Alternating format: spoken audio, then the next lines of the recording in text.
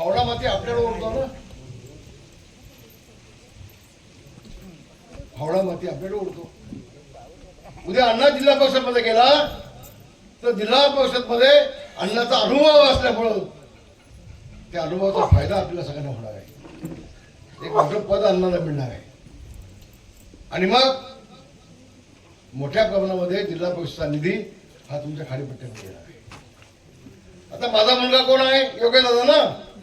आता योगेश दादा कोण आहे तुम्हाला माहिती आहे? कोण आहे तो? सांगा बघू. गृहमंत्री रामदावी ताई पास झाली, 100% मागाने पास.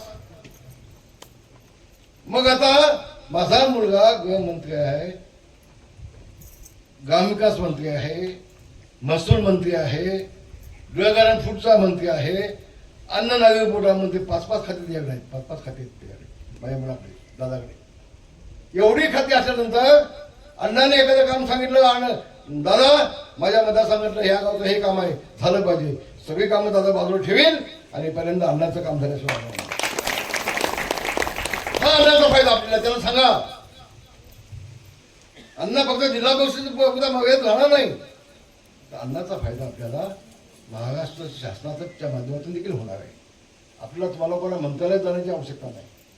मी अण्णाला सांगितलंय, आठवड्यातून 2 दिवस खाडीपट्ट्यामध्ये एक ऑफिस घे, त्या ऑफिसमध्ये 2 दिवस घे, खाडीपट्टीची कामं सगळी तिथं घे आणि दादाकडे दे. दादाच्या एका पिढीला तेवढंच काम द्यायचं आणि मंत्रालयातली देखील सगळी कामं तुमची आहेत, ती मंत्रालयातली कामं देखील सगळी अण्णा आमचा तो देखील सगळं बघेल, माझा निसार बघेल सगळे. सगळ्यांना धन्यवाद देतो आणि यापुढं तुम्हाला मंत्रालयात न जाता, रत्नागिरीला न जाता तुमची कामं जी आहेत ती अण्णा स्वतः तुमच्याकडे येईल आणि 100% तुमचा विकास रामदास कदम केल्याशिवाय राहणार नाही याची ग्वाही देतो. धन्यवाद. जय हिंद, जय भीम, जय महाराष्ट्र.